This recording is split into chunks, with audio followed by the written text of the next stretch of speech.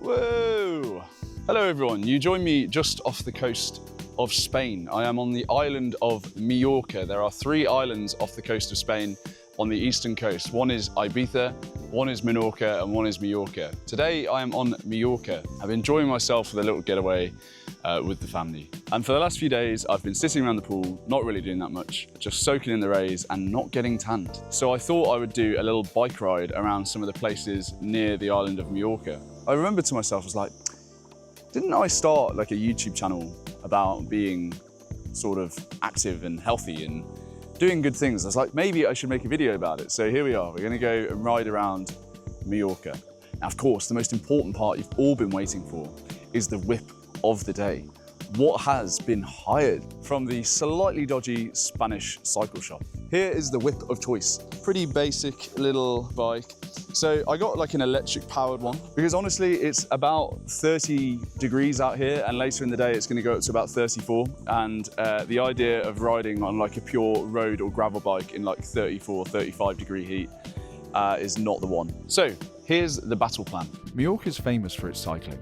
Smooth roads, big climbs and stunning views, but most of the well-known routes were miles away from where I was staying. So I figured I'd make my own, something a bit more local, with a bit of help from a very enthusiastic guy in the bike shop. The plan was simple: start in Cala Llombards and head up to a small village called Calonge to take up the climb to Santuari de Sant Salvador, a monastery right at the top of a huge hill that's supposed to have unreal views. From there, I'd roll down into Falantics, a town known for its wine and old school markets.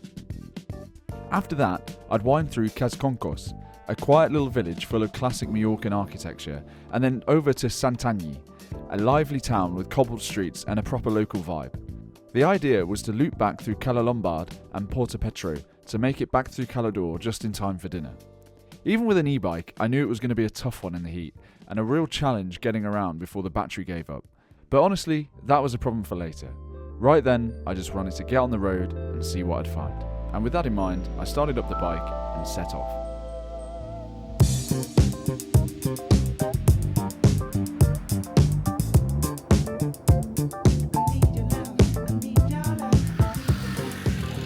Getting used to being on the other side of the road is pretty scary.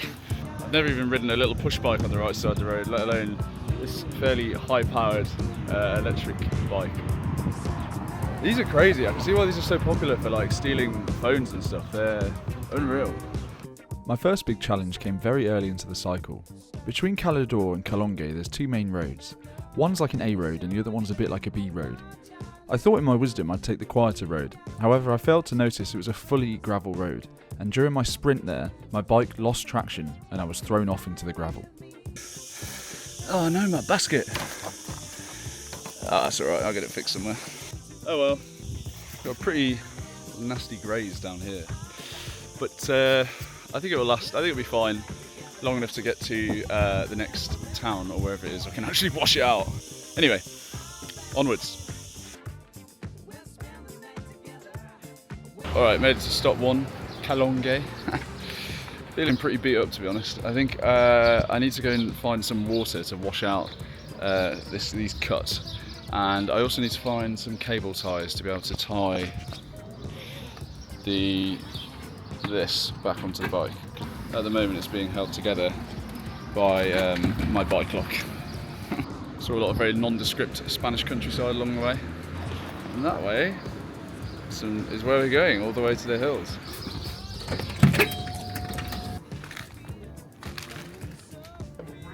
Okay, I think I found somewhere it's more or less socially acceptable to do what I'm about to do. The spa did not have any Germany. Instead, the only things I have been able to purchase are some wipes, some water, and pure alcohol. So this is going to be quite painful.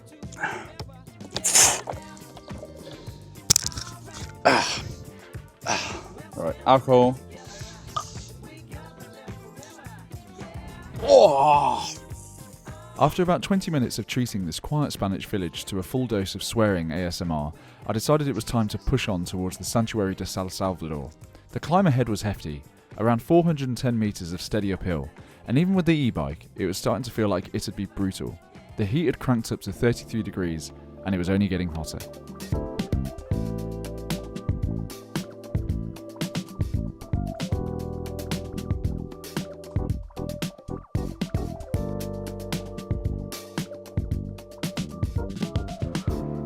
The climb up to the Santuari de San Salvador was tough. It started out on these quiet country roads, but soon turned into long, winding hills with cars squeezing past me most of the way up. But about halfway up, I stopped noticing the effort and started noticing the views. The place is incredible. Every few minutes I found myself stopping again, partly to catch my breath, but partly just to take it all in. Once I got to the top, I rewarded myself with a coffee, a croissant, and a quick rant to the camera. It's funny with holidays, I think like a lot of people don't stay that active when they come on holiday. I think a lot of the younger generation, like my generation, all of us are getting active now. I think a lot of older people would come on holiday and they just do nothing. And I would say that when you come out here or you go anywhere, it's not necessarily about doing something crazy.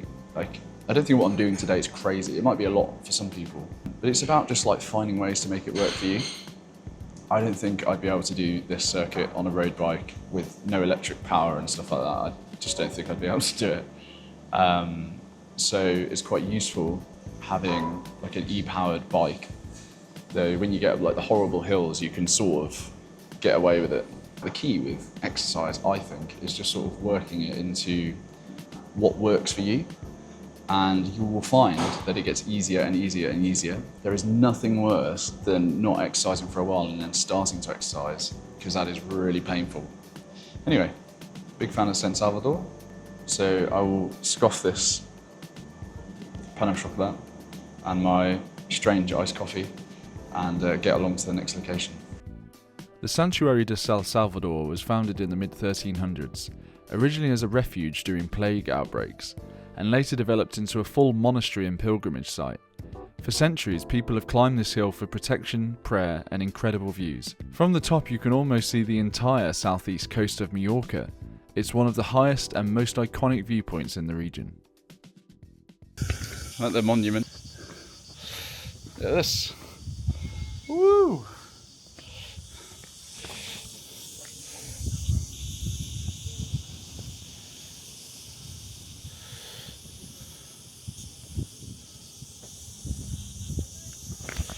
All right, I think our next destination is going to be about 20 minutes out. Let's go.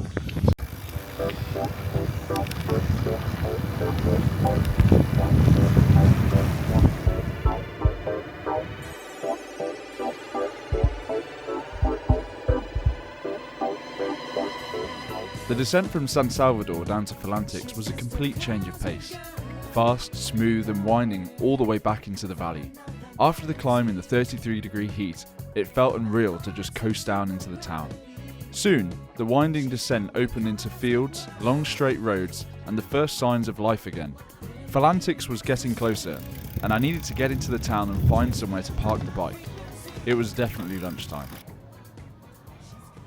After a good look round, I found some signs of life in what looked like a town square. Olé! We have arrived in Falantics. The sun is raging.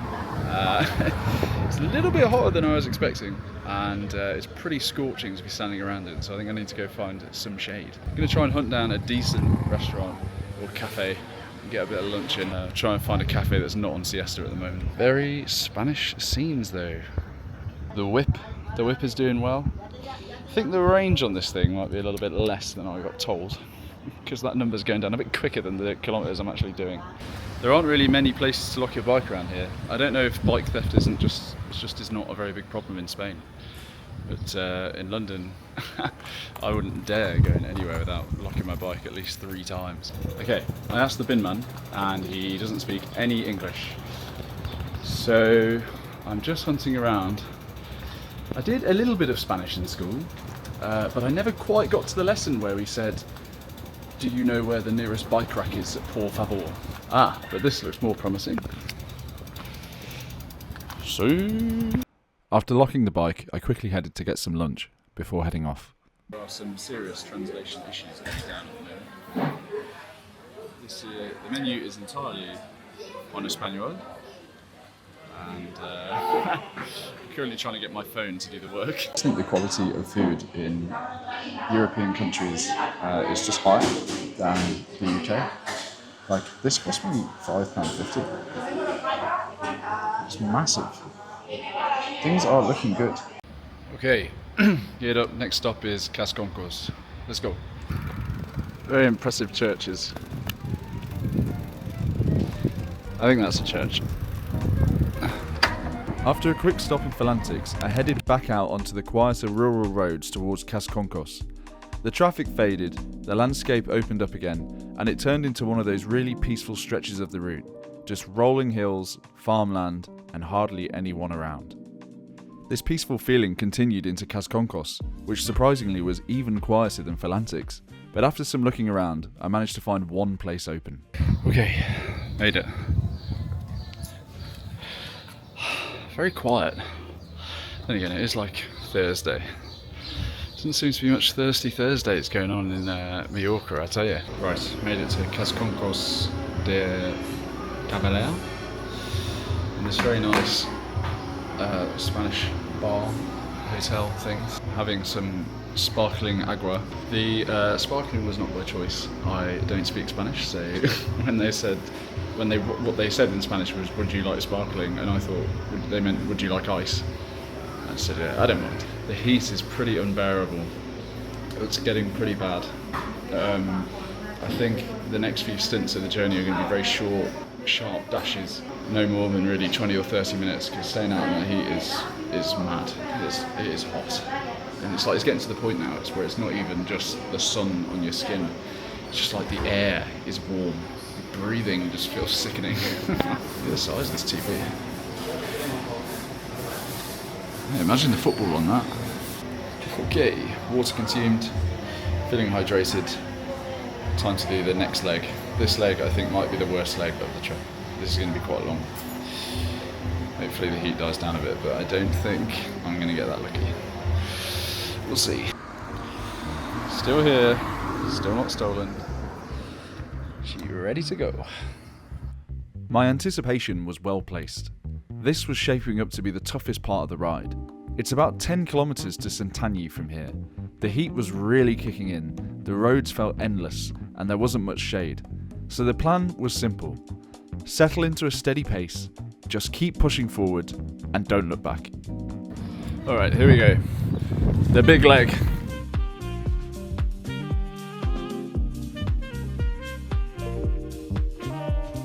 The route took me down some nice quiet country roads before opening up into a Spanish A road.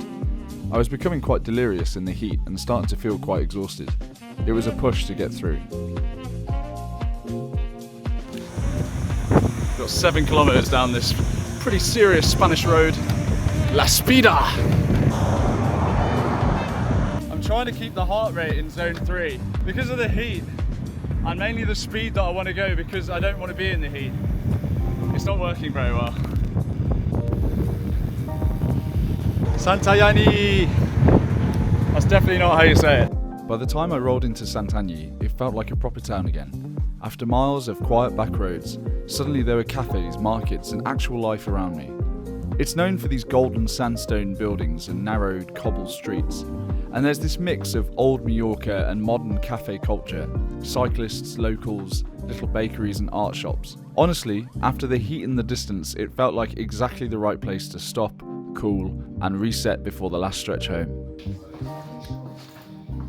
Do you ever look at a shop on holiday and you just think, that one looks like it's got good air conditioning? I'm going in there. This is why I'm now in the ceramic shop.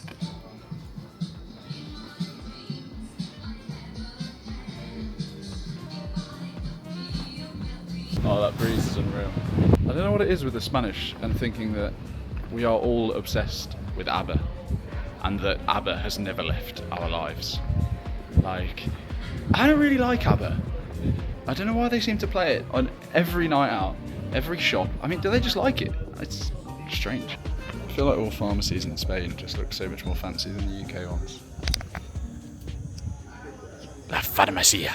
From Santanyí, this route heads about 6 kilometers south to Cala Llombards, a small coastal cove rather than a town, It's like one of those classic Mallorcan calas, tucked into the cliffs, and it marks the point where I'd finally hit the sea again. I could see the last stretch coming on the horizon. The idea was to get down there and maybe do a bit of cala hopping, assuming the legs cooperated. Okay, so this is Cala Llombards. I don't know how you say that in Spanish, like Cala Llombards. Seems pretty unbelievable.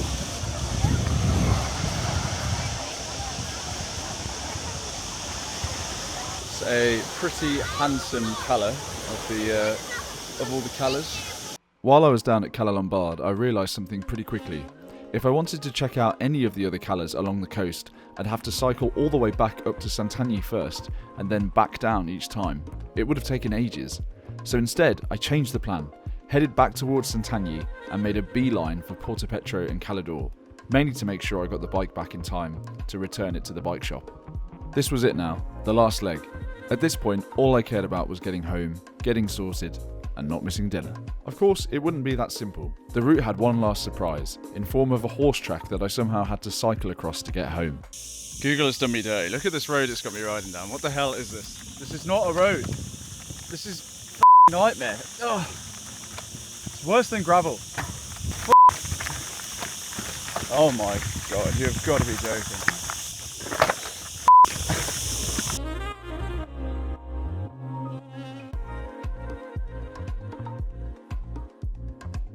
Rolling through Portopetro ended up being an unexpected highlight. The marina was packed with boats, all lined up in the sun, and you could definitely feel the money in the air.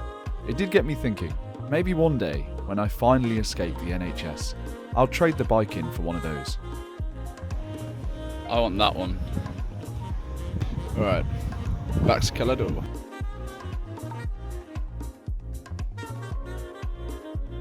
As I rolled back into Cala Llombards, the battery finally gave up, completely dead. So much for the long range promised from the bike shop. The last stretch was just me pedalling a very heavy e-bike with zero assistance up the hills into town. Not exactly glamorous, but honestly, I was just glad to be back. After a long day out, I'd finally made it home. Alright, we are back in Cala Llombards. I am so unbearably hot. Okay, so that concludes my cycle around Mallorca. Would I recommend it? I would. It has been very, very fun. As you can see, I am very exhausted. I would say you've got to be sensible and prepare. You've got to have lots of suntan lotion. Absolutely, under no circumstances, get a road bike. Do it on an electric assisted bike, because oh my god, some of those roads, they would destroy a road bike in about 5 seconds. It's crazy. I was a bit disappointed I didn't get to go to the two other calas, but equally, I'm sure they're all very picturesque. They're basically as picturesque as the other two, so I don't really feel like I need to see another one. My overarching point of this video is to hopefully just show you that there is always adventure to be found. Even on these idyllic, chill islands where everyone just sits around all day, there are things to do. And if you want to get a bit more active, just go for it. Nothing's stopping you, and there is actually just so much out there. Anyway, thank you very much for watching. I am going to go and jump in a very cold shower, and then I'm going to get such a large beer. It's going to be unbelievable. Right. Thank you for watching. Adios. Okay, this is an epilogue. Look how drenched I am. This is just pure sweat. This is absolutely disgusting. I must have gone through at least like 8 litres of water today. I've been through probably 4 of these today and some other water bottles. Almost 8 litres of water. It is unbelievable. You've got to make sure you're getting your hydration in, I tell you, if you're doing these sort of things, because it absolutely destroys you. I feel outrageous. Right, hope you enjoyed. Bye bye.